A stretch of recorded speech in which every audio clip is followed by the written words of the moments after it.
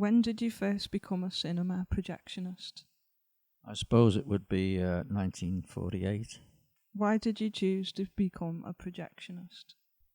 Well, my father was one, and I suppose I got interested with how he used to talk about the cinemas. What was your favourite cinema to show films in? I suppose it was the longest one, which was the Forum. I was there 14 years. Sometimes it was okay, other times it wasn't, like any job. Were there any funny mishaps that happened or stories that you can think of that were funny? Yes, we had a couple of wrong reels on, partly because the lads were inexperienced.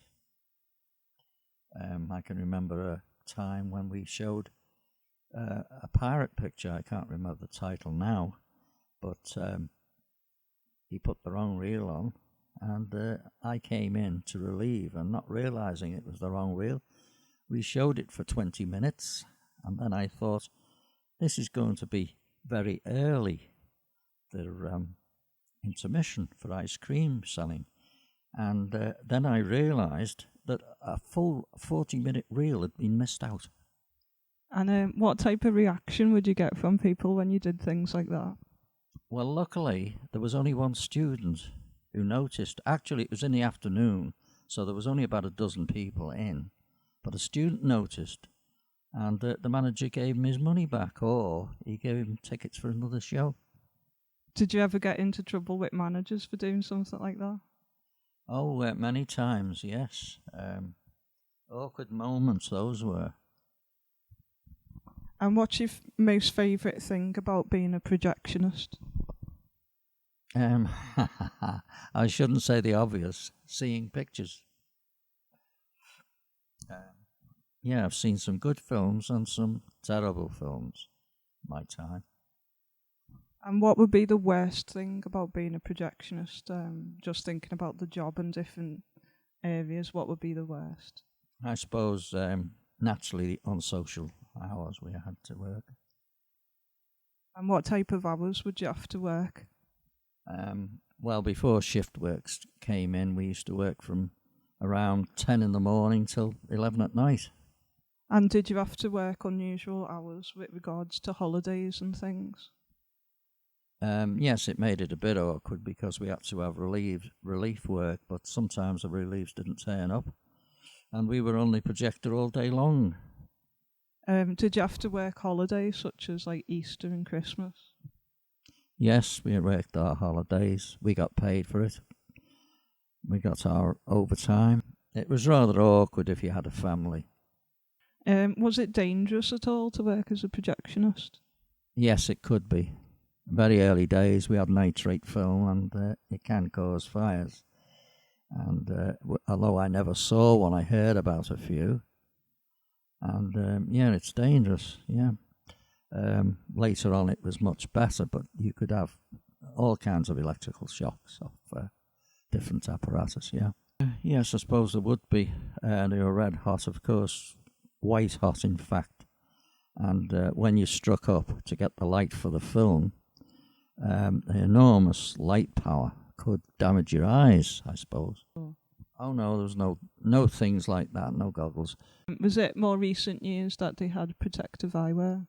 Yes, because they had a different system. Yeah, well, it was called a xenon lamp, which is very powerful, of course. And if one exploded, watch out. And that's why the protective goggles were worn.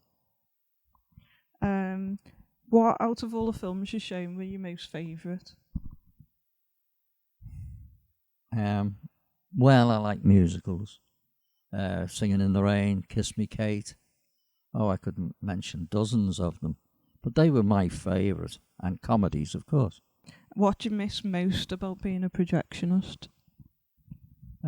Sometimes the nights, surprisingly enough. Because you used to get bored by, all that what I had to amuse myself was mainly television. And that soon gets boring. Was there any pets or animals that you kept at the cinema? Yes, we did have a couple of cats, not at the same time, but One was called Smudge, and the other Candy. They were great cats. And what was the reason why the cinema would have a cat or pet? Well, we had a few rats at the Forum, not just furry ones either. Yes, they're just there for catching the vermin, yeah. The trouble was we had to watch being cleanliness was a key item because they did smell a bit. What was the first ever cinema you were a projectionist at, and can you just explain where that was? Yes, it was the Mayfair Huyton. Actually, I said 48, but I did join the cinema business in 47, and I was there 12 months at the Mayfair Huyton, which it's a row of shops now, actually. But the top of it still exists. How many years had you worked as a projectionist? Around 36 years. Do you like the new modern multiplexes, or do you prefer the old style of cinemas? Well, me being an old man, 80 odd, of course I like the old cinemas. Multiplexes leave me a bit cold. Did you have any favourite actors or actresses that you enjoyed to watch? Yes, I think Humphrey Bogart was the best of all, especially in Raymond Chandler novels such as The Big Sleep. It was the dark atmosphere, I think, above everything else.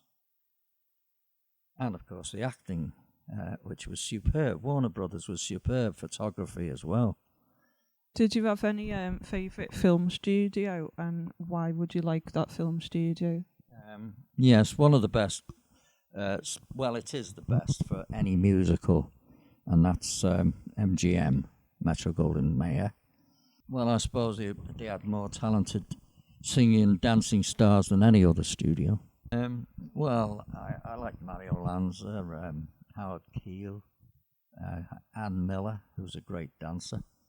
And yeah, there was lots of them. They had all the great stars of musicals. And did you work in any other cinemas apart from in Liverpool? Well, I did relief work for 2 years, and I think, yes, I did. I worked in every ABC cinema in Liverpool, including Warrington and Chester.